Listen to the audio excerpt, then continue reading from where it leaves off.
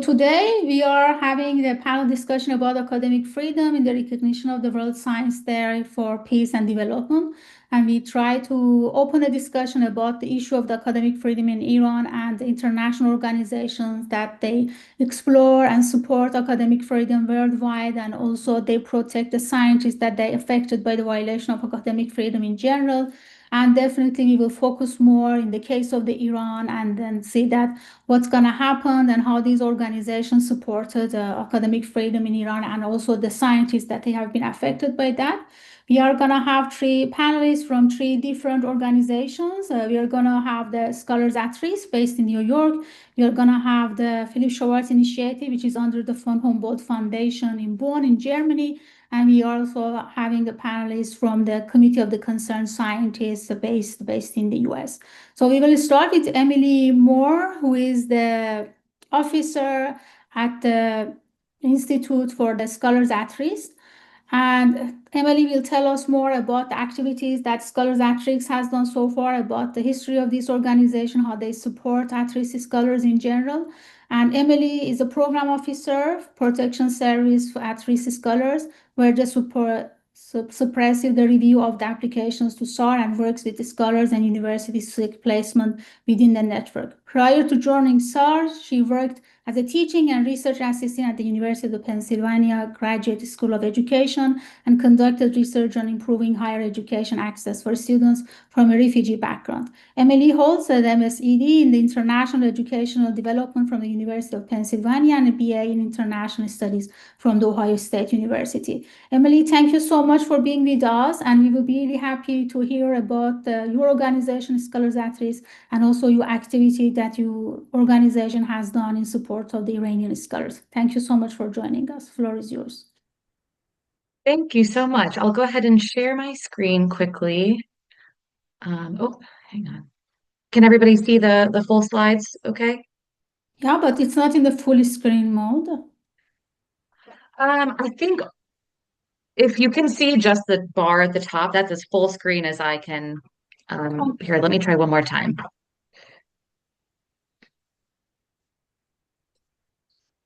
So sorry. Okay, is that better? It's as before, but if you're okay with that, we can just go. It's clear enough, it's big enough, so we can switch. So you have 20 minutes. Thank you so much. I can see your screen perfectly well. Okay, great. Well, thank you so much for having me. As Encia said, my name is Emily Moore, and I'm a program officer on the Protection Services team at Scholars at Risk. And I'm just really glad to be here and kind of looking forward to being in conversation with the other two panelists and with all of you here today. So just in case some of you aren't already familiar, Scholars at Risk is an international network of higher education institutions and associations dedicated to protecting threatened scholars and to promoting academic freedom. The network is comprised of over 600 institutions in over 40 countries, and that includes 17 country and regional sections, as well as 3 regional coalitions for academic freedom in the Americas, in Southeast Asia, and Africa. And Scholars at Risk has 3 main activity areas, which are protection, advocacy, and research and learning. And I'll be talking about 2 of those activity areas today, starting with the advocacy work. So the overall goal of SAR's advocacy work is to report on attacks on higher education, to promote academic freedom as a human right, and to call for protections for academic freedom globally. And we work towards this goal through a few main projects that I can kind of talk through relatively briefly. So the first is that through the Scholars in Prison Project, SAR advocates on behalf of scholars and students who are wrongfully imprisoned in connection with their academic or expressive activities. So just as an example, one of the scholars that we're currently working with is Dr. Ahmadreza Jalali, who is an Iranian-born scholar of disaster medicine, and he has been wrongfully imprisoned since his arrest in April of 2016. The Scholars in Prison work we do is kind of connected to the work we do in engaging students in advocacy. So students conduct advocacy campaigns for imprisoned scholars through student advocacy seminars at universities. And we also collaborate with various institutions to institute academic freedom legal clinics, where students help to conduct research on attacks on higher education. But I think probably the work that we're best known for is the Academic Freedom Monitoring Project. So SAR staff and research research volunteers identify and report on attacks on higher education, and that includes attacks on individual institutions, on students, and on scholars. And we publish reports on individual incidents throughout the year. But all of that data culminates in our annual Free to Think report. So Free to Think explores concerning trends in attacks on higher education and tries to raise awareness and to encourage people to take action to protect academic freedom. We've been publishing the Free to Think report since 2015, and in general, it covers the targeted repression of scholars and students for what they research and teach, and also the impact of political violence and armed conflict on higher education communities. So we just published our Free to Think 2025 report last month. It just launched, and there are kind of a few key takeaways of what we've been seeing in terms of attacks on higher education globally. So first is that violent, coercive, and administrative threats to higher education in authoritarian contexts like Iran have persisted. And these types of threats are designed to forcefully impose official narratives, ideologies, or power structures without the regard for the rights or freedoms of the population. We're also seeing a worrying increase in attacks on higher education in historically liberal and democratic contexts. And often they're deploying similar measures to authoritarian regimes, including threatening or withdrawing funding for institutions, banning disfavored topics, sometimes targeting individual academics or students for harassment or dismissal, often because of what they teach, study, or say. We're also seeing that national leaders are increasingly attacking the higher education sector with a goal of crippling higher education's ability to foster independent thought and to critique power. So one example of that is in Afghanistan, where the Taliban has purged women, ethnic minorities, and dissenting voices from public faculties across the country, all kind of under the pretext of staffing reductions. And then the last key takeaway from the report this year is that there's been a really dramatic increase in state attacks on higher education in the United States. And there have been unprecedented executive and legislative actions at the federal level that have also been mirrored at the state level. So these types of attacks include extra-legal executive orders that are targeting individual universities by revoking their funding. There have been a series of attempts to arrest, detain, and attempt to deport without due legal process US-based non-citizen scholars and students. And there have also been a series of executive, legislative, and other actions that are aimed at eliminating research, programming, and academic supports related to diversity, equity, and inclusion, gender, environment, and a few other topics. So to pivot specifically to Iran, we know that academic freedom has been under continuous pressure in Iran for decades, but I'll say that historically it has been a little challenging for scholars at risk to report on some of those attacks, partially due to kind of an intentional lack of documentation and to a difficulty in identifying and verifying incidents. But we did see a significant deterioration of academic freedom in 2022, and we saw escalated repression targeting students, faculty, and universities after the death of Mahsa Amini and the start of the Women Life Freedom movement. And some of those attacks are described in the last few years, in the last few Free to Think reports. But as part of our monitoring of attacks in Iran over the last year, we reported on a few kind of important and worrying developments. So the first is that despite promises from leadership after the June 2024 presidential election, we saw that state repression actually intensified in 2024. And there were kind of some initial promises from the new president to reinstate the scholars and students who had been dismissed from their universities related to their connection to the Women Life Freedom movement. And unfortunately, those promises have completely gone unfulfilled. There's also been continued surveillance, physical violence, and increasingly harsh penalties for women for refusing to comply with the mandatory hijab laws. And lastly is that the 12 days of armed conflict between Israel and Iran in June of 2025 resulted in really severe disruption to higher education and research, and also resulted in heightened crackdowns on members of the opposition. So that included arrests of student and scholar activists and more frequent executions of prisoners. And I will also note that at the end of 2024, Iranian officials revealed that in recent years, 25% of university faculty had left their positions in Iran, either because they had left the education sector or emigrated from the country. And I think that's just a really great illustration of, how repressed academics have become in the country. You can see in this graph here that there's been a gradual kind of downward trend in terms of academic freedom in Iran over the last 10 years. And actually last year, the Academic Freedom Index rated Iran as a completely restricted environment with respect to academic freedom. So now that I've shared some information about some of the concerning trends that we've seen in Iran and around the world, I can speak a little bit to what we do at SAR to try to assist threatened scholars who are threatened kind of as a result of some of these trends. So through our protection services, we support at-risk scholars by arranging temporary short-term positions at academic institutions across the SAR network as a pathway to continuing their academic work in safety. And alongside our placement assistance, we provide one-on-one and group advisory services and referrals, all with the goal of helping scholars to navigate their unique situations and to provide connections to resources and networks, because we do see SAR placements as a bridge to longer-term opportunities in a safe place.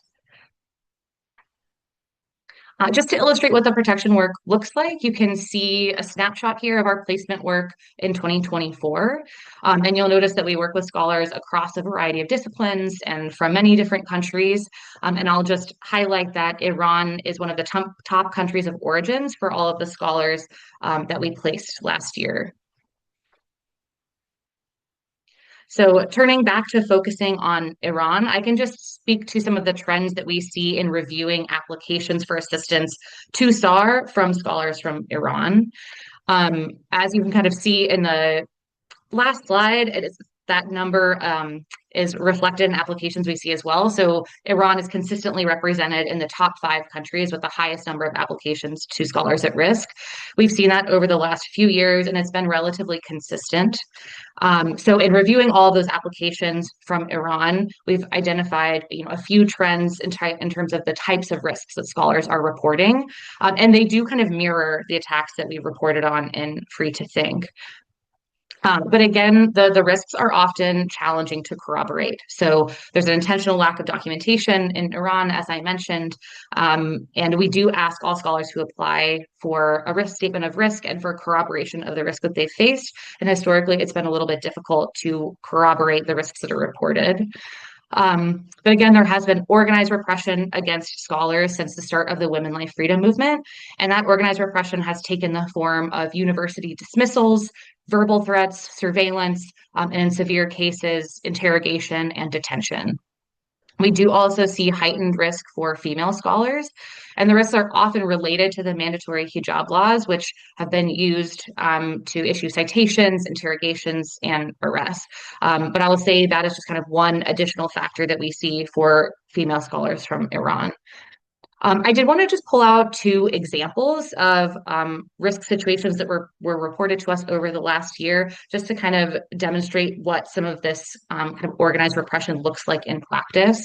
So the first example is a male scholar.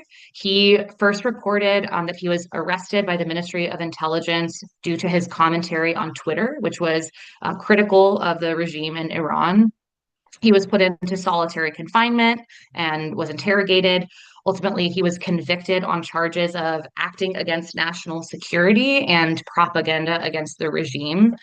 He was put in prison for 2 months and then was released on bail, during which time he was able to flee to a country in Europe. But he was sentenced to 3 years in prison, so would face a risk of being imprisoned if he were to return to Iran. Another example of a female scholar, so she reported risk in relation to her academic work in women's studies and did her activism for women's rights.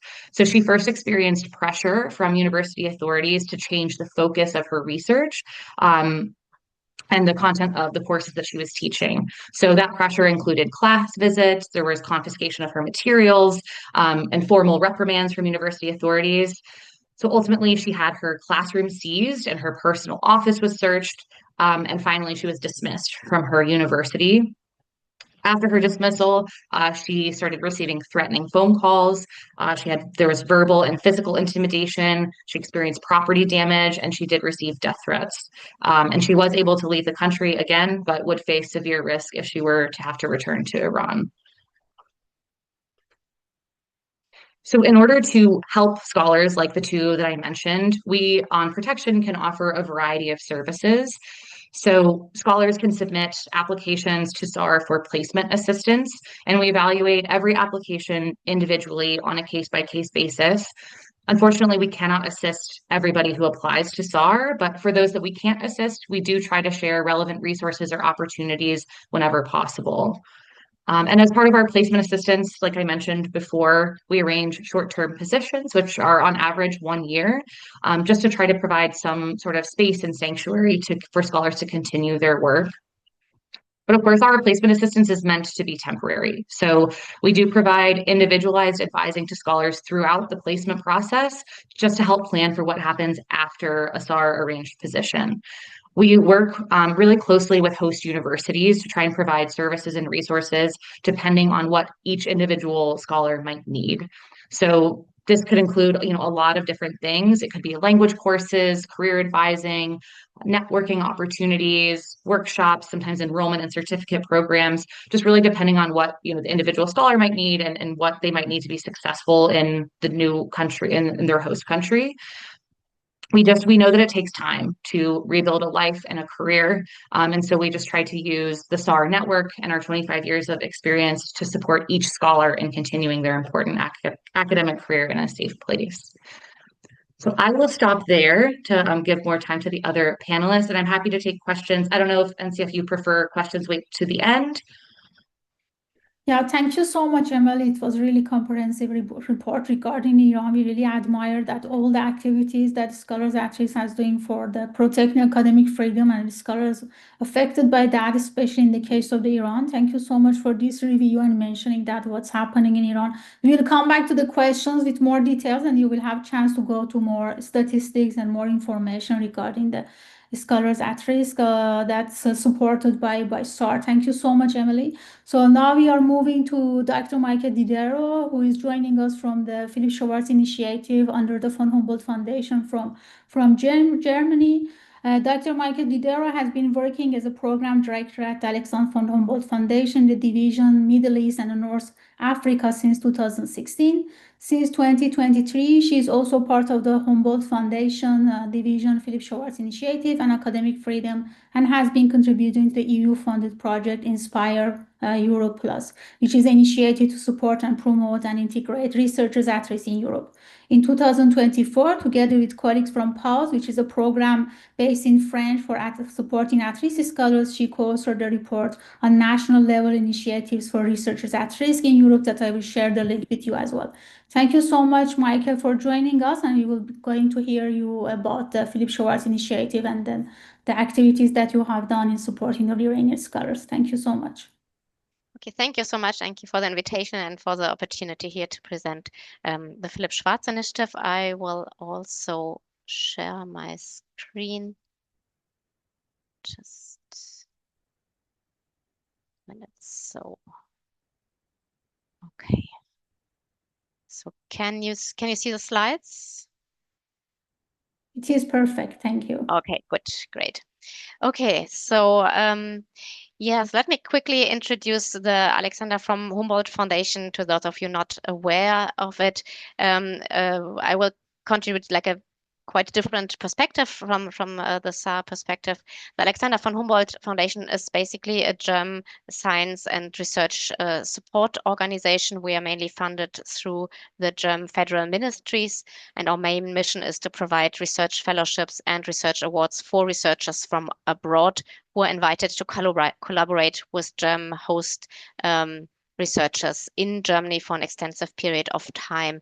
And our sponsorship portfolio ranges from postdoctoral fellowships to the Alexander von Humboldt Professorship, which is Germany's most valuable research award. So what is really important to us is to foster, I'm getting too fast, scientific cooperation between excellent foreign and German researchers to support cooperation on an international level, and also thereby fostering international understanding, science diplomacy, scientific progress, and development.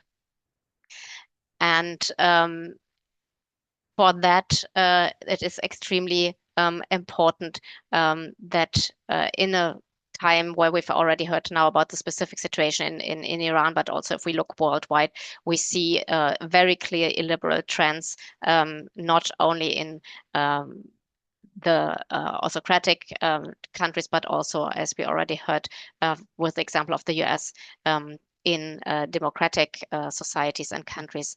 And so the Humboldt Foundation is deeply convinced that what is needed really are these pluralistic academic networks and decentralized collaboration, and academic cooperation actually and scientific freedom are crucial precondition for research quality and creativity.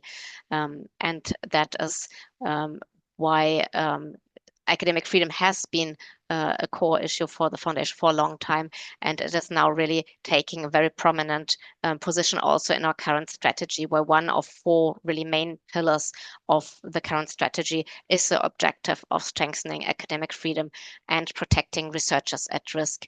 And it is here that the Philipp Schwarz initiative does play a major role. So it's one of many funding programs offered by the Humboldt Foundation.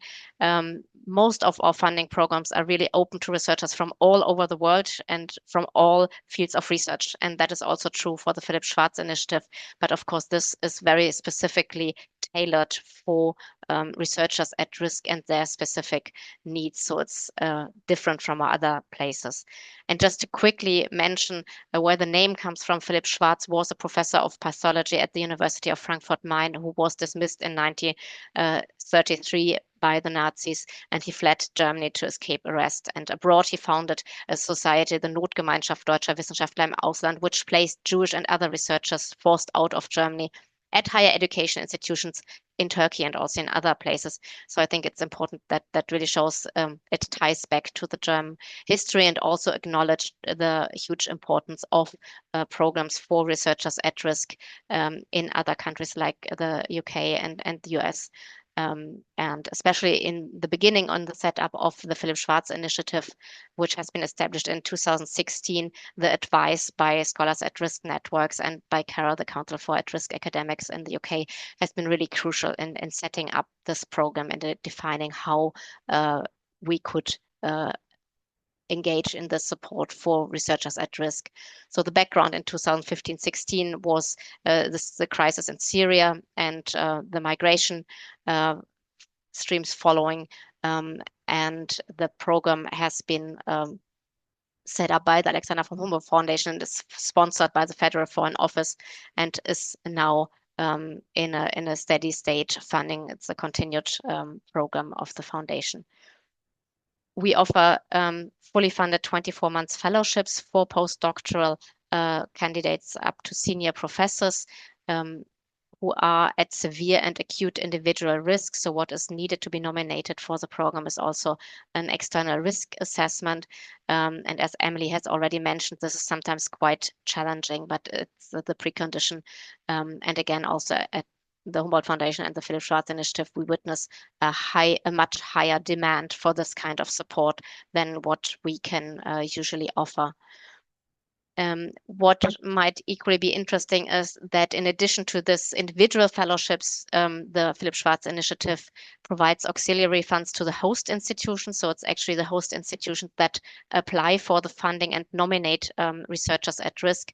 This is because it is in this local context actually where a lot of support has to be taking place.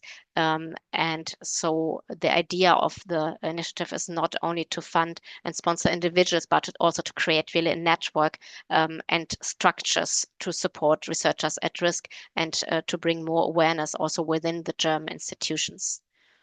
And up to now, actually, we have been able to create quite a good network. So there are 142 host institutions that have hosted Philipp Schwarz Fellows in Germany. Up to now, there have been more than 630 Philipp Schwarz Fellows who have come and are coming from a wide variety of countries of origin.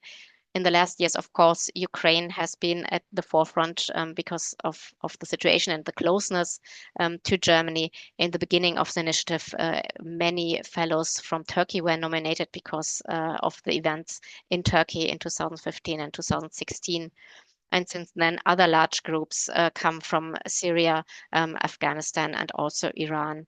And we have been fortunate in 2023 as a response to the events in Iran, to the protests and demonstrations and the intensified repression, to have a small special program for Iranian researchers as a top up to our usual fellowships. So there were 12 special fellowships for Iranian researchers.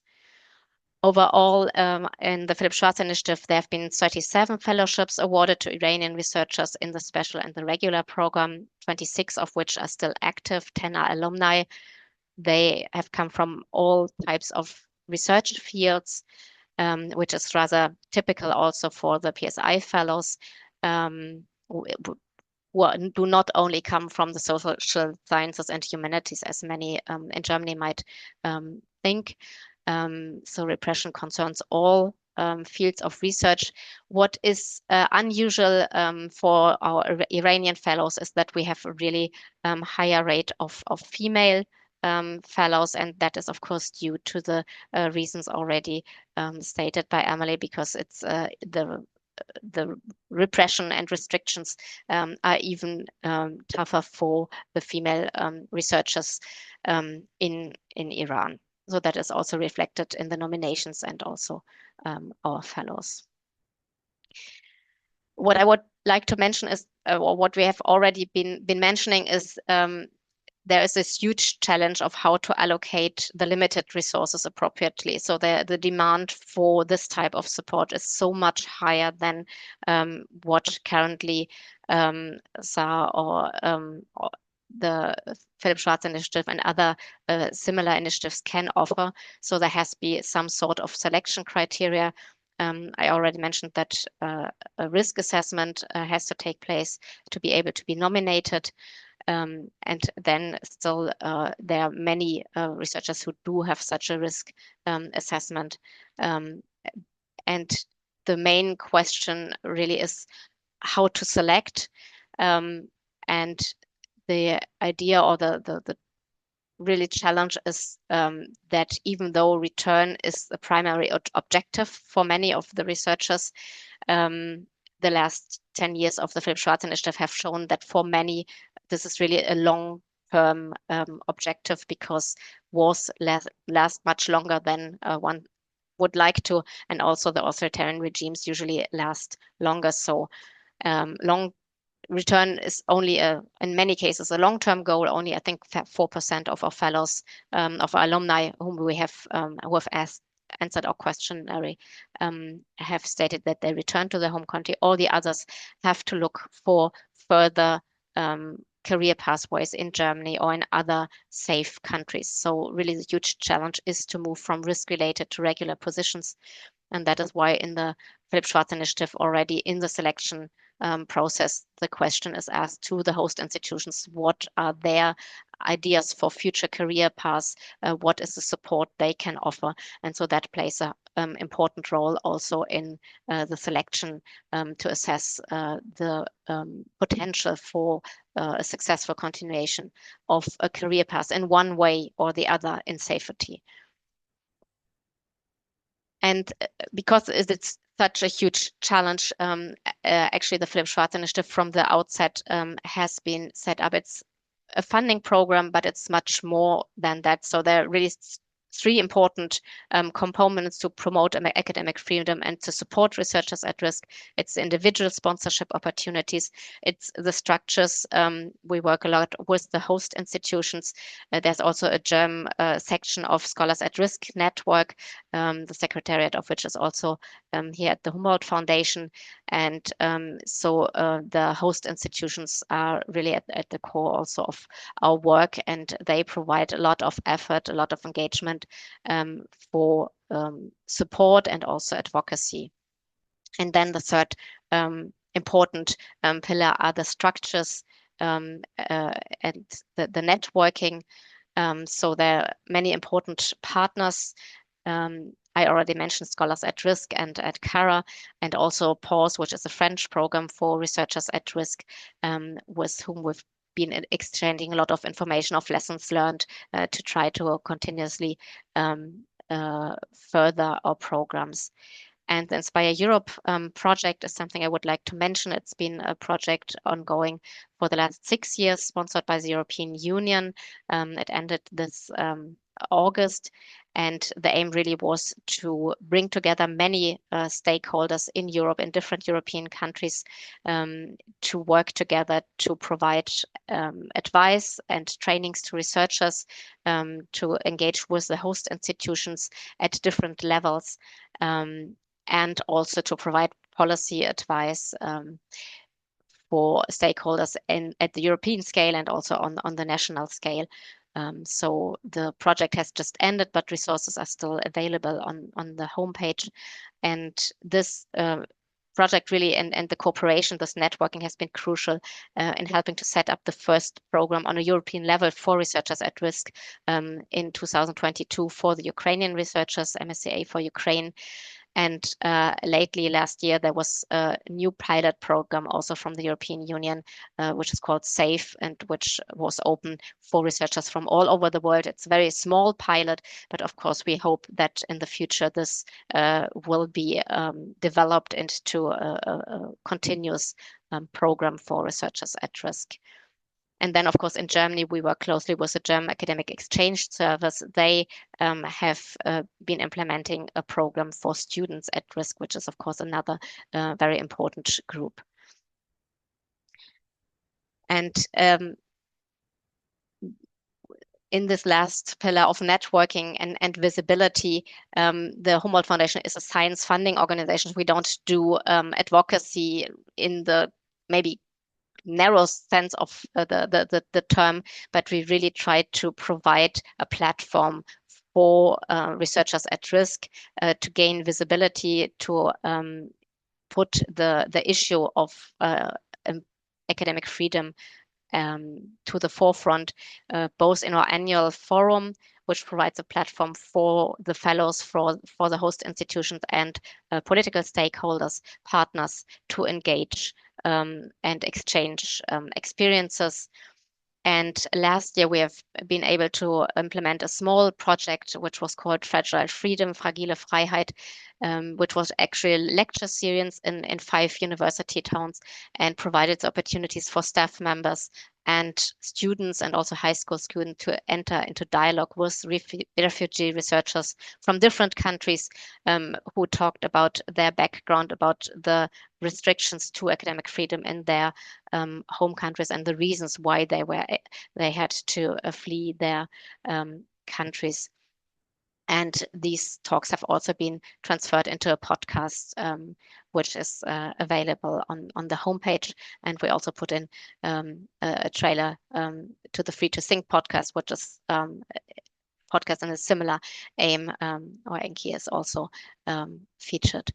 And maybe to end on a positive note, it is a huge challenge, as I mentioned, and Emily also already said, to continue a career when you have been completely derooted and you've been persecuted and you've been really through an extremely tough time and you have been disconnected from your networks. I mean, we all know networks are so essential, both personally, but also for career advancement. So it is a huge challenge. And I'm really happy that one of those researchers interviewed for these podcast series was an Iranian researcher in theater studies who had been forced into exile because she did not want to comply with the government interfering in her curriculum.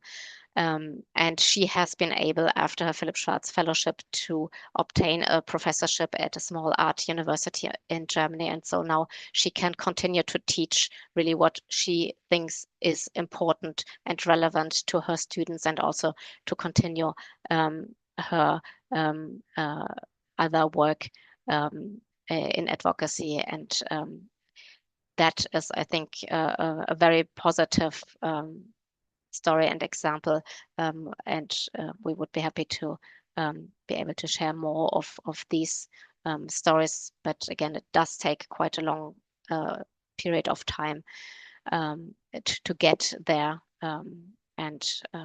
Yeah, so that's so far for the Philip Schwarz Initiative and the support it gives to scholars at risk. So thank you for your attention. Yeah, thank you so much, Maike, for this detailed information about Philip Schwarz initiative. We really admire the von Humboldt Foundation really initiative such kind of the activities in supporting at-risk scholars, hosting them in Germany, because this is a really specific program, because this is a country, one of the exceptional countries that always supporting science in general. And of course, when the conflicts also happen, they also support the ones that they are really needed that, and they make a safe environment for the people to continue their education and studies and research there. Thank you so much for this information. We will come back to the questions, definitely. Many questions also comes to my mind, but we will come back to that. So our last speaker, not least, is Eugen Szundowski. He's really a close friend of mine. I'm really happy to have you, Eugen, here with us. Eugen received his PhD in 1973 in theoretical physics, so we have also connection regarding the physics with each other from the Kharkiv University in Ukraine, where he continued to work after his graduation. The denial of an exit visa to him in 1979 led to his employment for 8 years, during which he continued independent research. So he was also an at-risk scholar. Long ago, he was frequently harassed and integrated by the KGB. In 1987, Eugen was allowed to emigrate and join the faculty of the physics department of the Tufts University. The following year, he moved to the City University of New York, where he is now the distinguished professor of physics at Herbert Lehman College. In the 1990s, he directed a program for refugee scientists that resettled over 100 refugee scientists in the US. On top of his research papers and activities of research, he delivered talks and has numerous articles about human rights violation and politically motivated persecution of the falsely accused scientists. He served as the chair of the American Physics Society Committee on International Freedom and Scientific and chair of the Committee of Human Rights of Scientists at New York Academy of Sciences. Since 2011, he has been a co-chair of the Committee of Concerned Scientists, and he is a recipient of the 2024 Andrei Zakharov Prize of the American Physical Society that awarded for him for decades of the leadership of supporting at-risk scholars and the scientists that they are under oppression. Thank you so much, Eugen, for joining us. I will be happy to hear from you about your activities and also the Committee of Concerned Scientists. Thank you.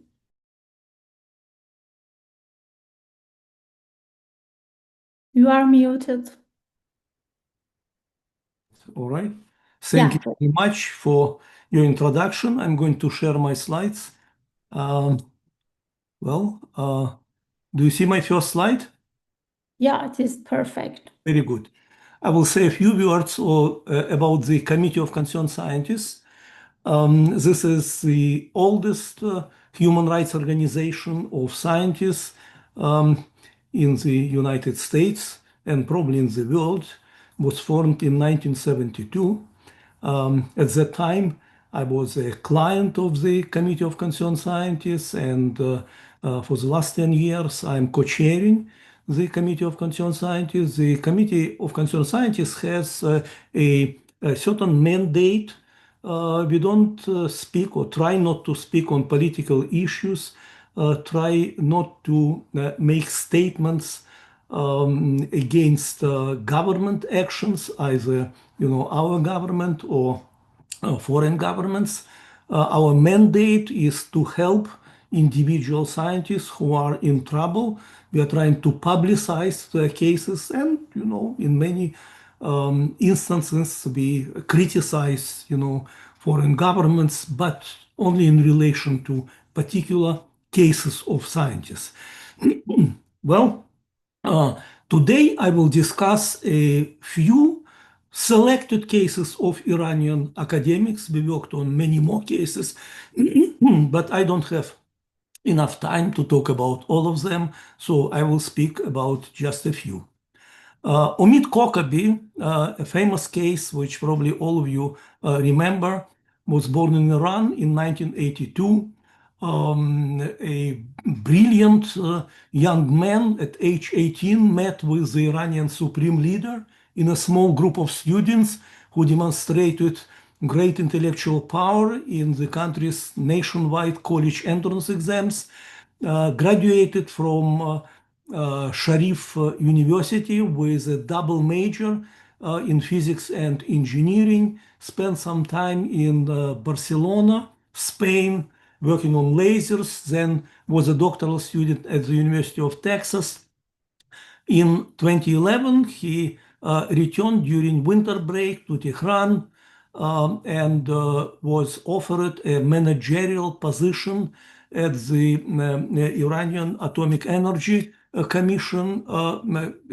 They wanted him to work on Silex method of uranium enrichment, with a relatively new method compared to centrifuges for uranium enrichment. It uses lasers, which was a specialty, powerful lasers of Omid Kokabi. He refused to do that. He wanted to continue his doctoral studies at the University of Texas, was arrested when he tried to embark the plane on his way to Texas, and was sentenced to 10 years in prison for collaborating with the enemy state. The Committee of Concerned Scientists was probably the first who began speaking on his behalf when we received information that a doctoral student from Texas just vanished. We started speaking on his behalf. Soon it became clear that he was imprisoned in Evin prison, shown here. Then there were many actions taken by the Committee of Concerned Scientists. We organized a letter signed by over 30 physics Nobel laureates on his behalf, sent to the Supreme Leader. We also demonstrated in front of the Iranian mission to the United Nations in New York City, shown here. Omid Kokabi developed in prison, in Evin prison, a kidney problem, kidney cancer. Actually, kidney problems are experienced by many prisoners in Evin prison, because they are kept in large rooms, sometimes containing 100 prisoners with only one restroom. So people are developing kidney problems. Besides, the quality of water has been reported to be very poor in the past. Maybe it has improved recently, but I have not heard about it. He eventually underwent a surgical removal of one of his kidneys, and was released on medical parole in 2016 after a few 100,000 tweets protesting his imprisonment appeared on Twitter, and many protests from human rights organizations. The Committee of Concerned Scientists to a large degree led that campaign. He was released. He remains in Iran, was not able to leave Iran.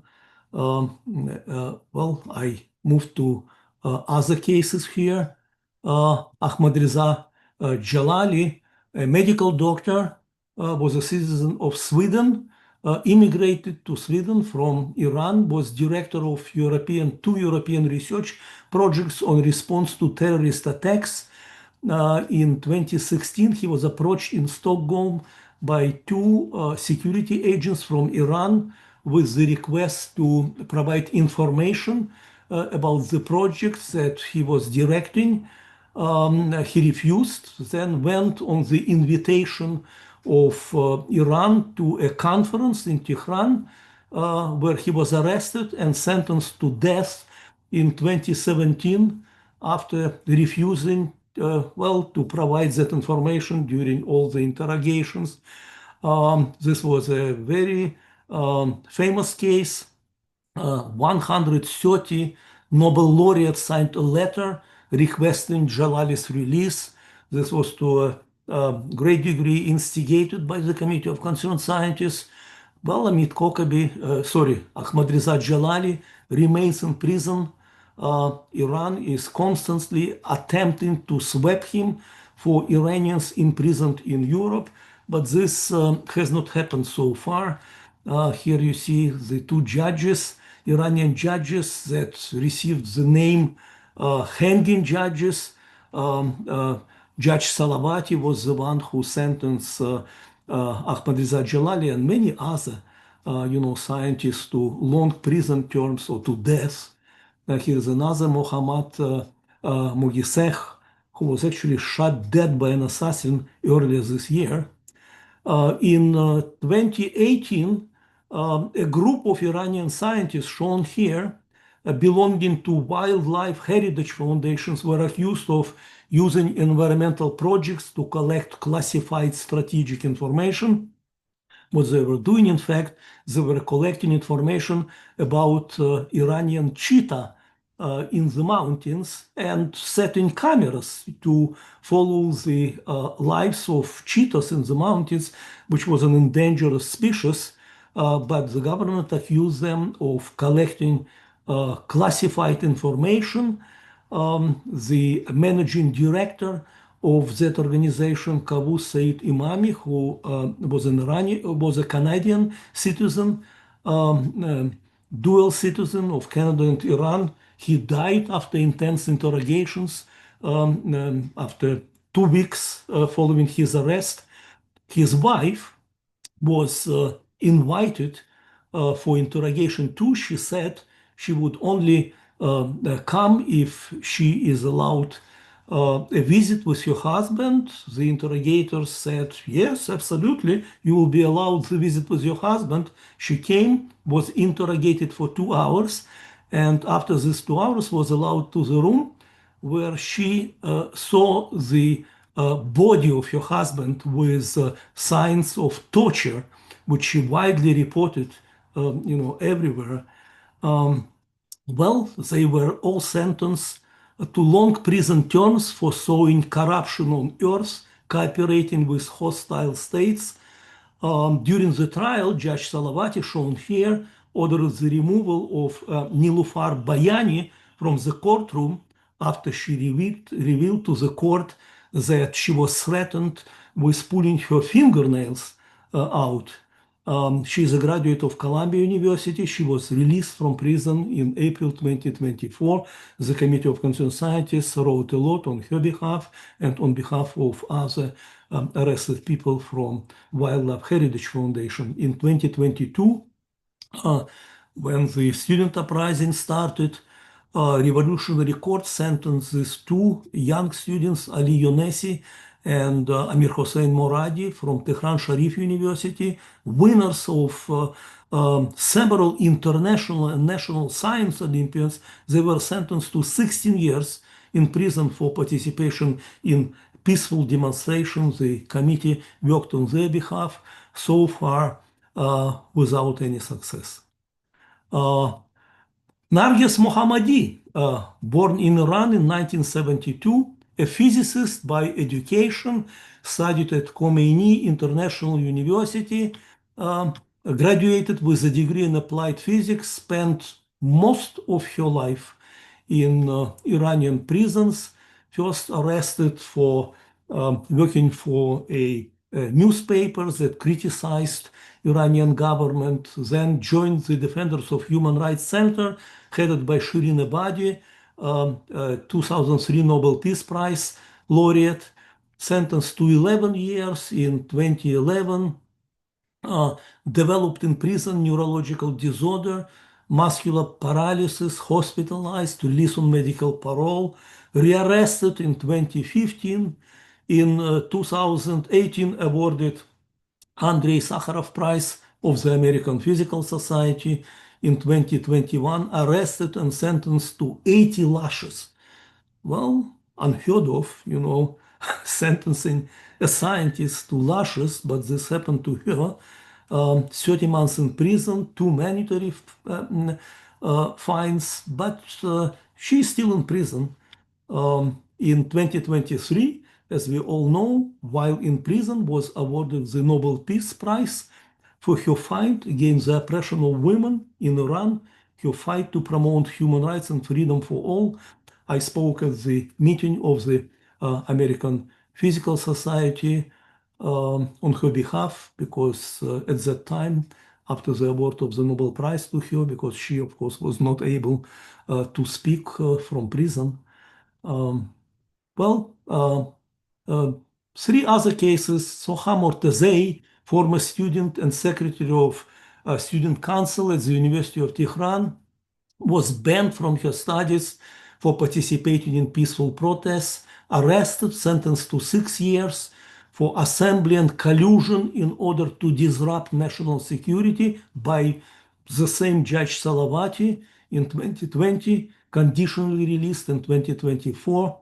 Fariba Adelha, French-Iranian academic who had an important position in France, was arrested in 2019, accused of propaganda against the Islamic Republic's political system, collusion to undermine national security. The Committee of Concerned Scientists worked a lot on her behalf. She was released from prison in February 2023, was allowed to return to France in October 2023. Camille Ahmadi, social anthropologist, specialized in women's and children's rights, dual British-Iranian citizen, was sentenced to 9 years in 2020 for collaborating with the hostile government, same kinds of accusations every time, accumulating wealth from foreign powers that allegedly seek to overthrow the government of Iran, was released on bail, managed to escape to Britain through the western border of Iranian Kurdistan. Finally, I want to bring attention to the necessity to be fair in advocacy for scientists to be successful. These are just some citations. In 2012, President of the American Physical Society, Robert Bayer, condemns wave of Iranian scientists' assassinations, said the American Physical Society finds the recent wave of killings of Iranian scientists extremely troubling.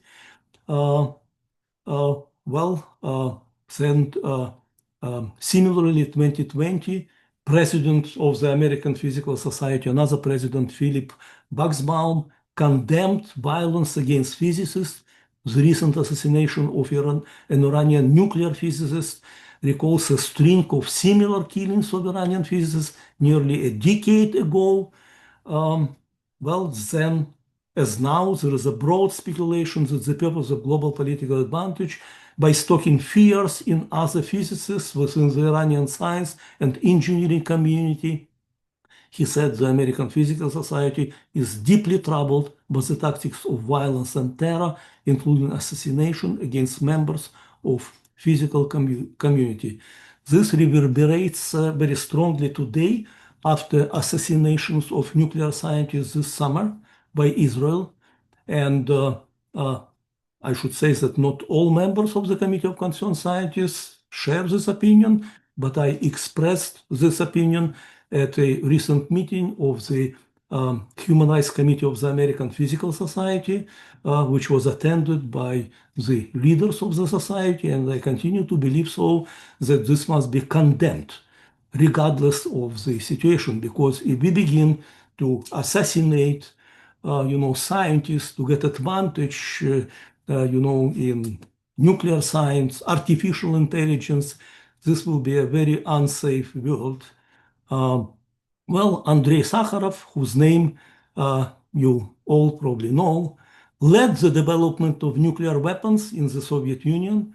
Then in the 1960s, he became concerned about the attitude of Russian generals, openly confronted Soviet authorities about the suppression of free speech.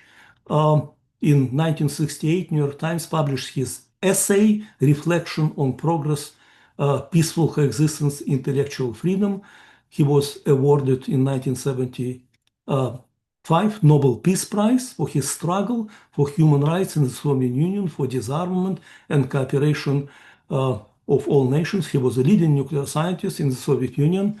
I was educated in the facility which was called um, laboratory number one on creation of Soviet nuclear weapons. Well, at that time, we never heard that the United States, was planning or conducting assassination of nuclear scientists. This never happened. Well, here you see the picture of two co-chairs of the Committee of Concerned Scientists, Joe Leibovitz and myself, with Andrei Sakharov, who visited New York Academy of Sciences in 1988. 1 year later, he died of heart attack. You see here, on the bottom left, the funeral, picture of the funeral of Sakharov, which was attended by hundreds of thousands of people, including the US ambassador, Jack Matlock, at that time. Of course, times, have changed in Russia. Sakharov Center was created in 1996, but in 2023 it was closed. This happened after, in 2022, the human rights organizations that kept that Sakharov Center and Museum protested against the beginning of the war in Ukraine. So right now the situation with human rights in Russia, is not as good as it used to be. It was never very good, but at least there was a short time when it was better than it is today. Well, finally, this is my last slide.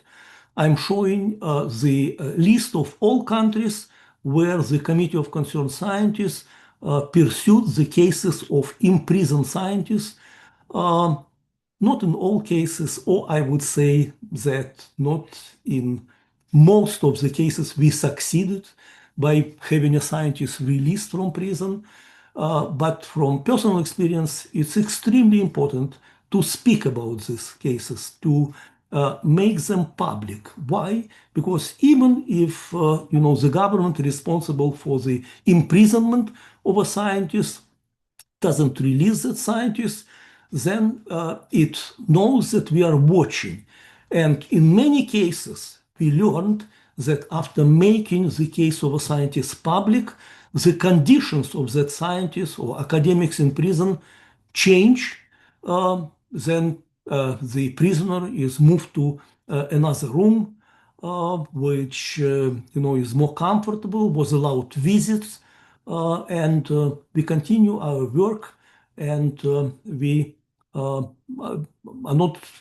not get dissatisfied if we don't achieve a release from prison. We just keep working on that, and we are appealing to all other human organizations to do the same. Thank you for your attention.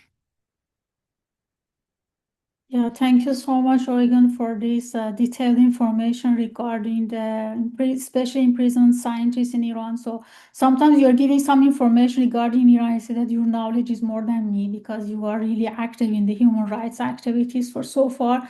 And you are also experienced personally being exiled scientist coming from the really situation that I will ask you also about your personal experience as well. It was a really sad story that we are facing for decades, unfortunately, there. And most of the time, as you mentioned, these scholars, they don't have any voices because we don't even have a community to be their voices. That's why we established International Community of Iranian Academics in 2022, because we realized that there is a really lack of the information, that even the other organizations that they are supporting academic freedom, they don't even know how they should collect this information, how they will be the voice of the Iranian scholars, that they are in danger and they are standing for their human rights in general, not just because of science. So that's why we are really proud that we could establish ICOIA, and we made a really good network, and we make a trust among the organizations that they support it, which was a really challenging, because we started from the ones that we are living in exile or we are in diaspora, so we don't have also that much good connections with Iran. Of course, you know that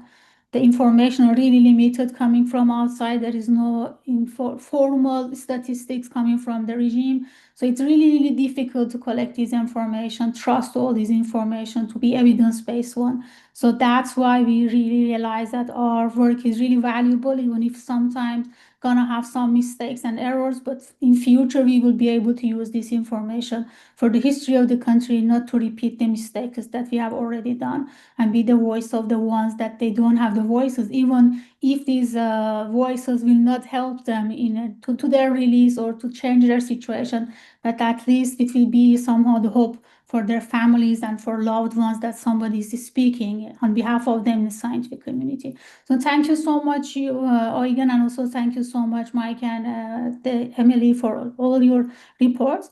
I just want to see that if we have any questions in chat. So it seems no, but I will just go to my own questions, and if the audiences have, we will also come back to that one.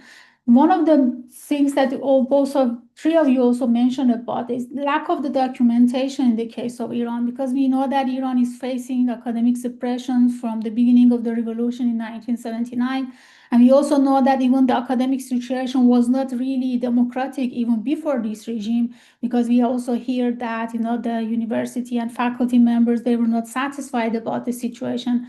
And several protests even started during the revolution from the university. So they were also, it seems as though they were not even satisfied about the situation. So I'm always wondering that how this lack of the documentation can lead to the evidence-based information regarding the countries that they are totalitarian ones, and there's no enough information coming out, or not trusted information in general.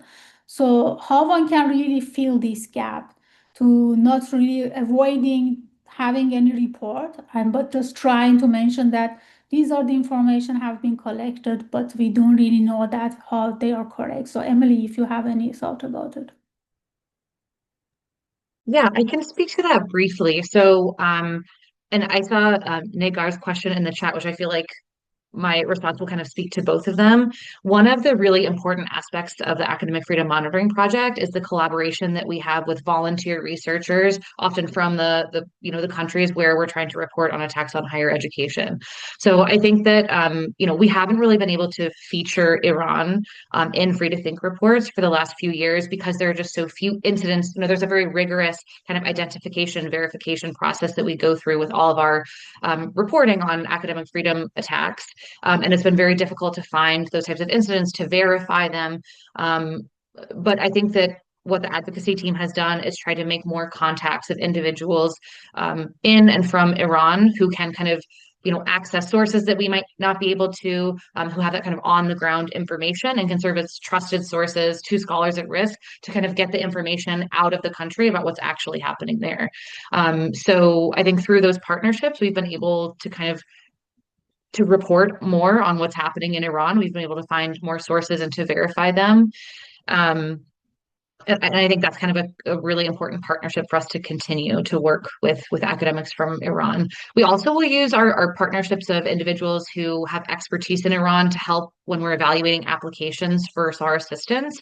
Sometimes we just know that there's, arrests, imprisonments, threats are often intentionally not documented so that there's not a paper trail. But we know that those are credible threats, and we know that that does happen to individuals. So we don't want to let that, intentional lack of documentation from the regime to be a reason why a scholar cannot receive the assistance that they need and that they deserve. So often we'll seek out a country expert from Iran, and we'll give, maybe an anonymized summary of the risk that the scholar is reporting, just to kind of get their take on, is this some risk that they're seeing? Is this credible? Are there any other individuals we could talk to corroborate the risk? And that's been really helpful in being able to assist more academics from Iran as well. So again, please. I would like to add, a short comment here on this topic. When I was interrogated by KGB many years ago in Russia, KGB general told me that one of your articles smuggled abroad and published in a Western journal should have been subject of state secret. He said that his experts reported this to him. And until this day, I am wondering who were these experts. They were probably scientists back then, in Ukraine. So when the situation changed, in the Soviet Union, then Soviet Union collapsed, Russia never disclosed any KGB files. They're still secret. Totally different situation occurred in Germany. In Germany, Stasi files were eventually disclosed to the public, and all that happened, during Stasi time became public. I hope that one day this will happen in Iran. This is how you will have access to all that information. I should mention, however, that in Germany, another extreme happened because some of the scientists were interrogated by authorities during, Stasi, and they were asked certain things, they answered it. It didn't do any harm to anyone.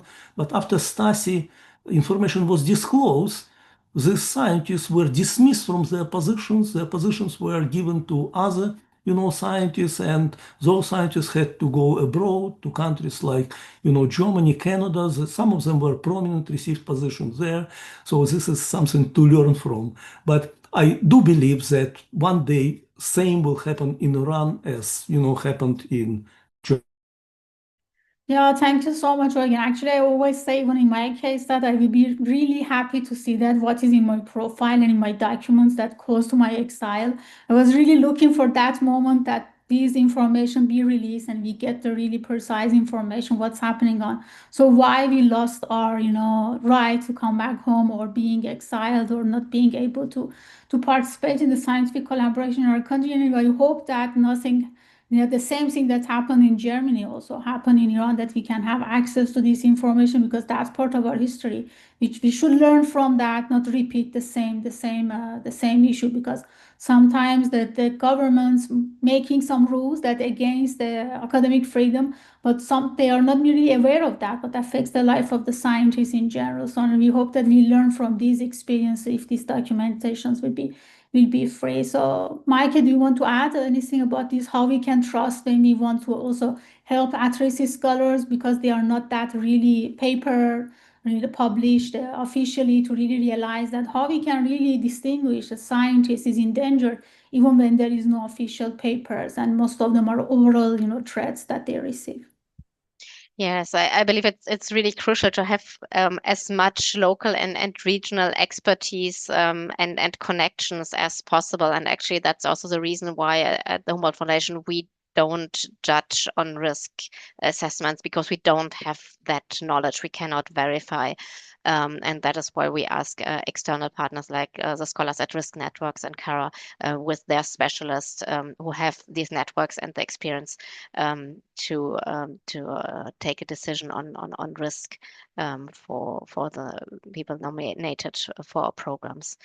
And also for the special program for Iranian researchers, we had another smaller NGO, also a local one with local knowledge, and could give some background information also on the CVs and on the situation, and put that into context.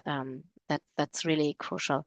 And of course, it is known that, I mean, it's even more difficult in the case of Iran than for researchers coming from other countries where there are more traces of the persecutions. So that's a story also I've heard a couple of times from different people, that yes, before you would get like a message, but now you would just get a call which you cannot document. You are being threatened, but you cannot prove it. That is challenging. But then, I mean, the context is known, the situation is known. Yeah. Yeah, it's a really, really great point, because we know that it's really complicated, especially in the case of the Iran, that the language is not even English. So most of the documents are not recorded in English. Even for the ones that you want to do the advocacy, the language is also the barrier. We cannot receive the real information. And even sometimes you are lost in translation when you want to interpret what is happening. For example, corruption on earth that's going to lead to the death. If you are not a really legal lawyer, you don't understand what does it mean, corruption on earth, which happened in the case of the Iranian scientists. So there are some jargons that is really specific for that state. So it's really, really difficult sometimes to really understand what does these words mean. Even sometimes it's difficult for us as an Iranians to understand what are the concepts in general. So I was also aware about the situation that you mentioned in the slides, Emily, regarding the Academic Freedom Index that you are collecting from another organization. And recently I was in close contact with them to really understand that, when we don't have official information coming from Iran, how they really trace these kind of information, what are their evidences, what are their factors to be there, to really realize that, okay, how they really follow this Academic Freedom Index in Iran, because sometimes it goes up, down, and it's not really clear that where this information comes from. And the point is that they also mentioned that we have some expertise, that they are anonymous, we cannot tell it because of the security reasons. And that also somehow makes it a bit complicated because, for example, as an organization at ICOIA, we are following the academic freedom issue in Iran for almost 3 years now. We cannot even make a trust with these organizations to tell us, to connect us with these groups, to really integrate what the information we have. So this is one of the challenges when the communities in diaspora, they make created with the under totalitarian regimes, they don't even connect with each other. And even the organizations, when they have a networks, local networks and the trusted groups, they don't share this information with the other groups because of the security issues, which I think is also a challenge for these organizations because they cannot find each other. They don't know that whose experts are and changing the knowledge and information. This is one of the challenges that we are facing at ICOIA. And we hope that with more trust, we can know these organizations as well, because most of them, they are not having that official, organizations to be connected. They are individual people. So it'd be really great, really, to have these connections with these people. It'd be really, really great to have it. So the another questions that I wanted to mention also as well, you said that in the case of the Iran, which is one of the top countries with facing at-risk scholars, and you are comparing it with other countries, that people are really familiar with the conflicts, that the revolution happens, coup happens, or even the war that caused the scientists to become at-risk. But none of these happens in Iran. So of course, we had a revolution of almost 5 decades ago, but looks that the country is calm, no war, no coup, not that much effects are happening there. And sometimes it is strange for the scientific community that how you could be at risk, because it seems that the country is running well, so why you will consider. So that's why finding host institutes and even being able to convince these organizations that my life is at risk, especially that when there is no official document, you just threatened orally, or you really feel that you are not able to continue your science. You also mentioned that it's not just humanity subjects, even there's some topics that they are not really in danger, even natural sciences could be in danger. So how one can really make more effort in the situations that the country, the scientists, they are not really looks that they are in danger officially because of these conflicts is not fulfilling them, but they are really needing the help and support. So how we can really make a distinction about the categories, not to leave the ones that they need the help behind. Emily, do you want to add? Yeah, I can speak to that briefly. I think, honestly, that's kind of what the goal of our annual Free to Think report is. I think it's really easy for, certain country situations to be overlooked when they're not represented in the media, when there isn't something, kind of actively happening. So kind of our goal through the Academic Freedom Monitoring Project and through releasing the Free to Think report is to really demonstrate and to show what is happening across the world. When we evaluate applications for assistance, we don't use kind of a one size fits all risk assessment process. We look at every scholar's case individually because you can't compare the risk situation that a scholar from Iran is facing to the risk situation that a scholar from Sudan is facing. They're just different country situations. There's different risks that are being reported. So that's why we have to use such an individualized and nuanced approach. But really the Free to Think report and all of the reporting, that we're doing through that mechanism and all of the work that the advocacy team is doing in, issuing reports and writing to the UN and working with UN bodies to kind of implement, the principles for implementing the right to academic freedom within international documents. All of that kind of comes together to kind of get the word out and to raise awareness about what's happening and the fact that Iranian scholars are at risk and are at very severe risk. And we've seen that and can have corroboration of the risks that academics have faced. So as much as we can get Free to Think out there and get people to read the report, I think that that's one of the main goals is to just really raise that awareness. Thank you so much. Maike or Oigan, do you want to add? Yeah, so maybe I can add. Yeah, it's actually the question of visibility that is extremely important. And we don't have like a regular report or something that we would publish, but we have this annual conference, and time is of course limited. This is a 2-day conference, but we always try to have at least one panel, one section where scholars from different regions each time present the situation in their home countries, and really to shed light on very different contexts, where researchers come from and where they have to flee from.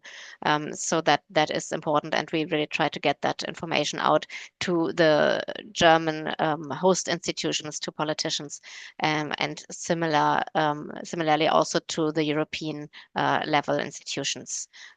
So that's the one important point to make. Eugen, please. Well, people who read my articles and listen to my talks on human rights often ask me about the meaning of the accusation of corruption on Earth. Because this sounds like some horrible crime that doesn't have any counterpart in the US Criminal Code.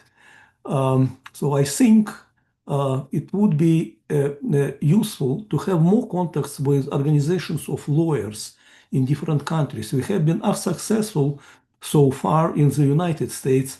Maybe our lawyers, are too much thinking about profit, but organizations of lawyers, I think, should protest loudly against such articles of the criminal code in Iran, like corruption on earth. Then maybe things will change. Yeah, you are definitely right. And unfortunately, since it doesn't have a really precise definition, even the laws and even Islamic laws, it's something that just created after the revolution. Even the lawyers that they're working in Iran before, so they were not even aware of this word. So even the ones that they were also following the Islamic rules. So it was completely something new. Integrated with this state, and also it's not the case in other Islamic countries. That they are ruling the states with these rules. So the corruption on earth is something that they label it to any activist, because they mentioning that we are the representative of a God. That's why whatever you do against us means that you are doing corruption against God. So that's why the sentence should be death. That is the harsh one. So, and recently we also have the cases for 2 students in Iran that they are really young, of order of 20 years old, that they also sentenced to death because of the corruption on earth. That doesn't really make sense, that how it could be that you do the corruption on earth in a whole earth. It seems really, really strange word, but that's unfortunately you're facing it. Doesn't. Thank you for mentioning that. So these are the jargons we always facing with that. It's really difficult to explain it. So you also, the other questions that always comes to my mind is that when we are talking about organizations that they are supporting at-risk scholars, we are focusing more on scholars with the definition means that the ones that they have a PhD, and also they also have the research background, because their supports are really limited. So we just focusing on that. But you also mentioned many students from Iran that they do the protests, peaceful protests, and they put their life in danger. But when it comes to their support, unfortunately, there are really limited programs in supporting students. For example, Mike mentioned about DOT program, that there are the scholarships for students. Of course, they made a specific category for at-risk students as well. But in general, there are really limited programs supporting students, especially the ones that they are undergraduate students, not the ones that they are the graduate students. So how do you think that one can really convince the organizations that they have a fellowship? Consider, at least in some specific countries, the students that they are facing and they're putting their life in danger. Because I was in a meeting with the students from Belarus, that they also participate in the protest, they imprisoned, and they forced to leave the country, and of course they moved to Europe. So there are similar cases in Belarus and also in Russia as well. So how we can have more supports for the students in general, because in the case of the scholars at risk, it's not well defined that we can also support the students. If I may just comment quickly. I think one of the issues is making sure that students are aware of all of the various opportunities that they might be eligible for, because I do think that there are some programs, quite a few programs and fellowship schemes out there to support students specifically. But I think it's hard to just make sure that students are aware of those opportunities, and to kind of, really advertise and get the word out about, because I think that they're typically smaller and less kind of formalized. The Scholars at Risk Network, CARA, PAWS, these are large programs that specifically support scholars. And I think we don't see kind of large scale programs to support students, but I think there are a lot of kind of pockets of initiatives to support students. So what immediately comes to mind for me is the Students at Risk program in Norway that's been offering the opportunity for students to complete a bachelor's or master's degree in Norway, specifically for students who are at risk because of their activism. And they just launched a similar program in Austria, which I think it just launched this year and it's very new. So I think we're starting to see more programs in support of students, but we probably need to find a better way of making sure that students have access to those opportunities and are aware of how they can apply for them. Yeah, thank you so much. Maybe I can just come back to Mike, because you mentioned in your report that return is impossible for many scholars that they are facing. Just few of them, they could come back home after a long term. So I just wondering to know that, one of the challenges of these at-risk scholars is that is the visa issue, of course, because their passports has less values and they are in a conflict situation. Sometimes they are also lacking the documents to be able to present for the visa processes. And the other issue is that, the immigration is really not defined when they are receiving the fellowship, because in the fellowships, they don't have a job contract in most of the cases. So they are not part of the society by paying taxes or pensions. So that means that even if they stay in a country for a longer time for any scientific situation, even not supported by at-risk organizations, they will not be able to have the immigration status even if they stay longer in that countries. So this is the main challenge that they are facing. I always wondering that is there any coalition from organizations that they are supporting at-risk scholars to facilitate the visa process, at least in Europe, because there is the European community, and maybe they can facilitate it in a much simpler way to really find a home for them so that they can stay permanently, at least till they will be able to come back home. Yes, there are many initiatives, and well, it is the European Union, but especially with regards to visa and residency, it's on a national level. So it's really different for each country. So I cannot speak for all the German countries. I know there are different ways, and organizations like in Greece. SAR Greece has been really advocating for options for visa and residency. In France, so there are different rules and options than in Germany. Usually the visa issues are not that much of a problem for the Philipp Schwarz Initiative fellows to come to Germany. Usually there are good contacts to the embassies. And of course, there are individual cases where it's difficult or there might be documents lacking. But what I have heard from other organizations also in the US is that it is working comparatively well to come to Germany. That works fine. But as you mentioned, yes, having residency is much more easy when you have a contract, and then you're also entitled to benefits.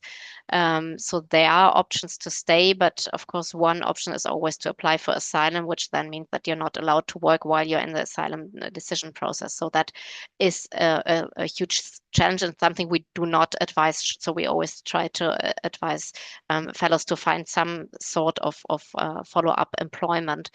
That is a challenge indeed, and there's not yet really a solution to that. For some time, we've been able to offer, or the universities have been able to offer also contracts, but of course, contracts are much more costly than fellowships because of all the charges that have to be paid. And so when there were budget cuts, this had to be suppressed. So we can still offer fellowships, but currently no employment opportunities.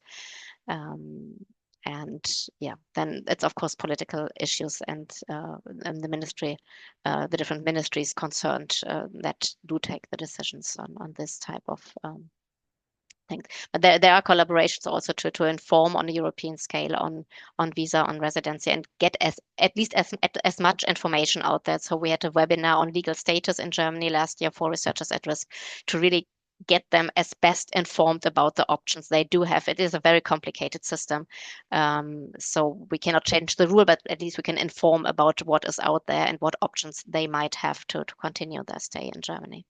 Yeah, thank you so much. So we are running out of time. I just wanted to end it with advocacy issue that the Committee of the Concerned Scientists are really active in that. So again, can you tell us about your experiences in the long term, that how these advocacy really support, and how you see that the responsibility of the scientific community to be the voice of the scientists, that they put their life in danger personally because they are activists of the human rights, or the ones that they are coming from the conflict regions and situations. So how we can really support them by doing more advocacy and more effective way to support them? Well, the Committee of Concerned Scientists supports scientists and scholars by making their cases public. The Committee of Concerned Scientists is quite different from many other human rights organizations, like professional organizations of American Physical Society, Mathematical Society, and so on, because they are affiliated, their human rights organizations are affiliated with their professional organizations, and sometimes professional organizations do not want to make statements that can embarrass, countries with which they have professional relations. It is also, true about, other human rights organizations that receive, for example, government support. Then they would hardly speak against the government, but the Committee of Concerned Scientists is totally independent from any organization, independent from the government, and doesn't belong, is not affiliated with, any professional organization or institution. Our funding comes entirely from individual donations, mostly by academics. And that's why we freely speak, on behalf of scientists who we believe need our support. So that independence is very important, in my opinion.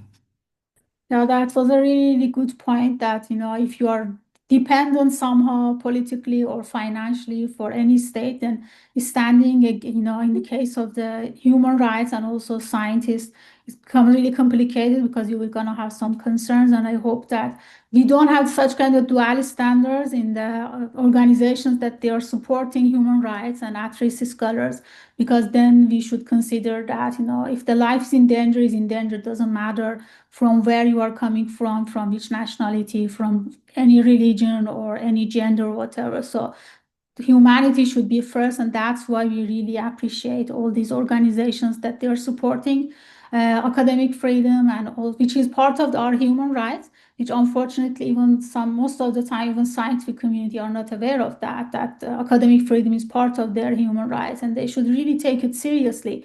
Otherwise, we will facing that with the declination of the democracy. In many places, we are also seeing the declination of the academic freedom, which is really dangerous for scientific collaborations and making the science be neutral as possible. So thank you so much all for being with us. Emily Moore from the Scholars at Risk, Michael Didero from the Philip Schwartz Initiative, the von Humboldt Foundation, and Eugen Chundowski from the Committee of the Concerned Scientists. It was an honor for us from the international community of academics to have you here with us and talking a little bit about the challenges that Iranian scholars facing because of the violation of the academic freedom. Thank you so much, and we hope we be in touch for further conversations later in future. Thank you.